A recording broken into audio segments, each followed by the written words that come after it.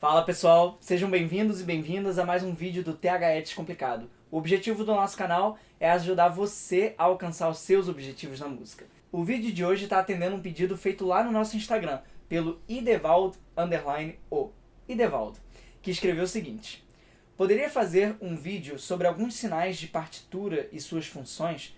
No nosso canal, a gente já tem alguns vídeos nesse sentido, falando sobre alguns desses sinais, que eu vou deixar no cardzinho aqui na tela e também na descrição, para se você quiser assistir, seja você o Idevaldo ou não. Mas, para aprofundar, já que a escrita musical realmente tem sempre muitos detalhes para se comentar, e também para atender ao pedido do nosso amigo, a gente vai fazer hoje mais um vídeo mergulhando nesse universo. E no vídeo de hoje, o tema vão ser 4 tipos diferentes de barras de compasso, tanto as suas diferenças gráficas quanto as suas diferenças de função. Então vamos nessa?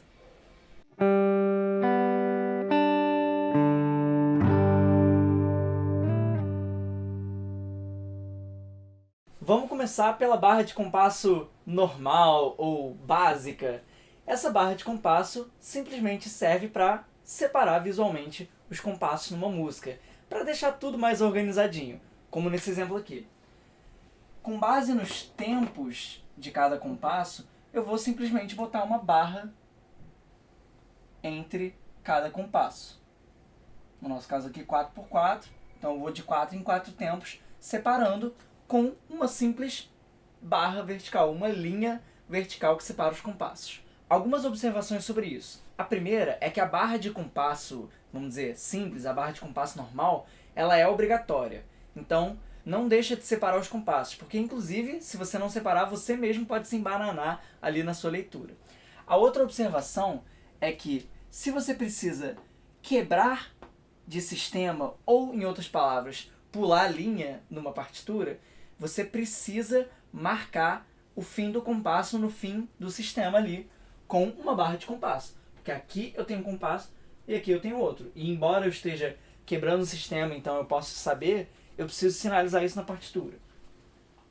Então aqui eu vou ter uma barra no fim do compasso. Eu não preciso ter outra aqui porque eu já separei aqui.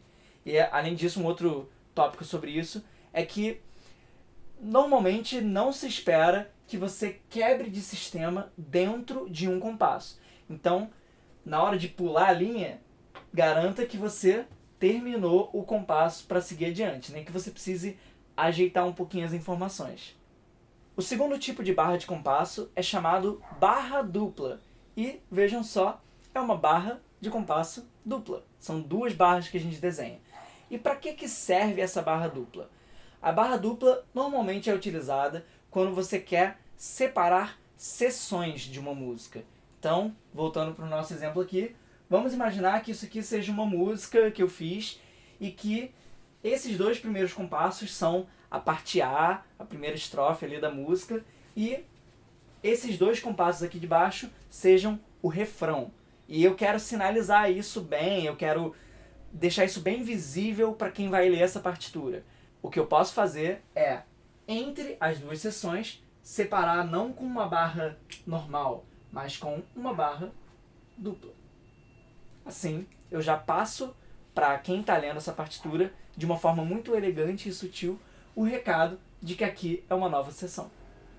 O terceiro tipo é a barra de compasso final, que, como o nome sugere, é uma barra usada no final do último compasso da música. Basicamente não só para sinalizar que acabou, mas para deixar bonitinho, porque a gente poderia saber que acabou, já que é o último compasso. Visualmente, a barra de compasso final parece muito a barra dupla, com uma diferença. A que seria a segunda barra, ela é mais grossa, como se ela tivesse em negrito. Então eu vou botar aqui uma primeira barra e uma outra mais grossa, que aqui no nosso quadro não fica tão bonito quanto numa programa de partitura editando, né? Mas enfim, aqui eu tenho a minha barra de compasso final. Normalmente é esperado que você ponha essa barra no final da música, mas se você não fizer, não é como se fosse um erro grave. Mas agora que você já sabe, você não vai esquecer. Por fim, o quarto tipo de barra de compasso que a gente vai ver hoje é o ritornello, que eu vou desenhar aqui embaixo para você ver.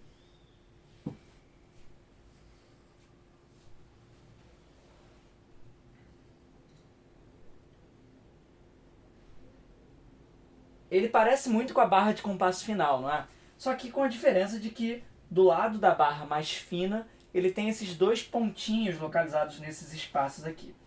Dos 4 tipos, esse é o único que tem, vamos dizer assim, uma espécie de efeito especial mais concreto ali na música. Porque a barra de compasso normal serve para separar os compassos, o que obviamente é muito importante, mas é como se fosse uma tarefa burocrática.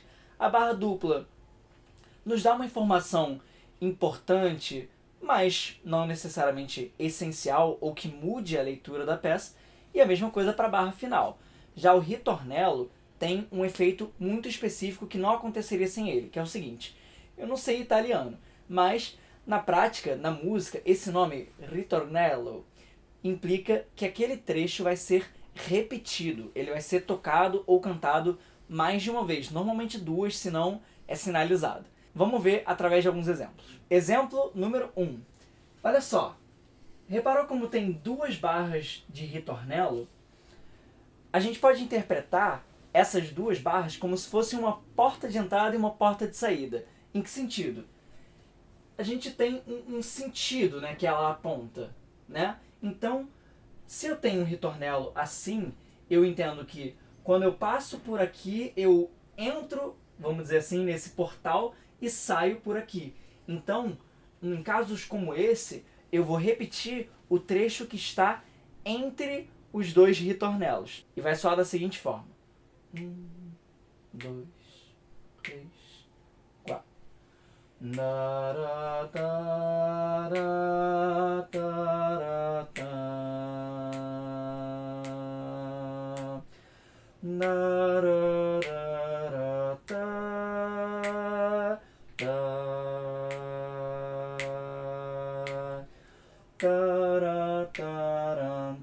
Seguir em frente.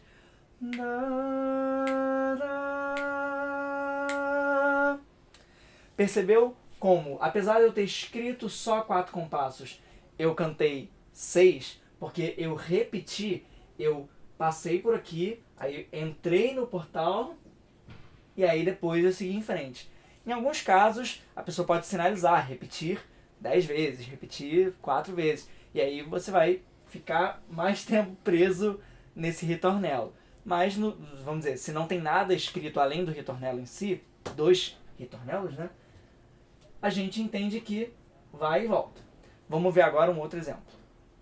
Exemplo número 2, mesma peça, mesma obra, só que a posição e a quantidade dos ritornelos mudou.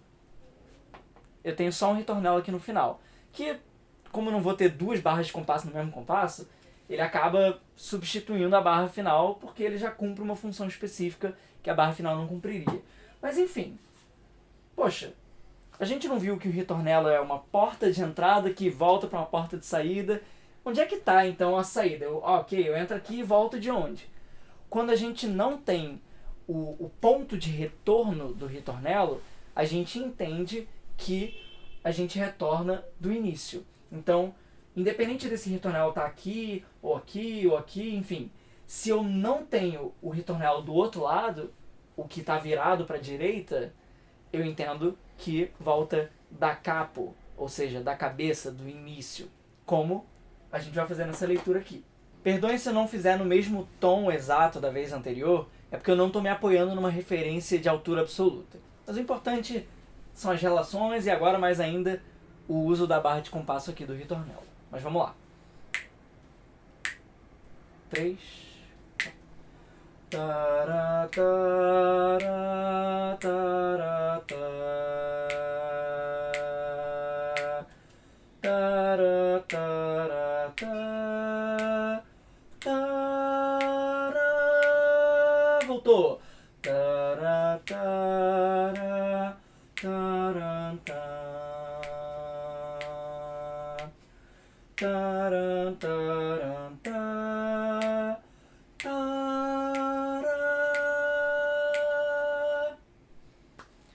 Reparou como botar um ritornello no final da música, sem uma indicação do ponto de retorno, implica repetir a música do início ao fim 2 vezes?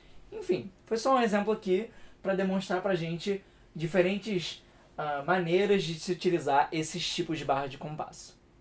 Um comentário ainda sobre isso é que se eu quisesse botar o ritornello da saída aqui, mesmo sendo o primeiro compasso da música, então não precisando de uma barra de compasso antes dele, eu poderia, porque o ritornello tem essa característica muito específica de ter um efeito muito único dele, então eu poderia botar aqui.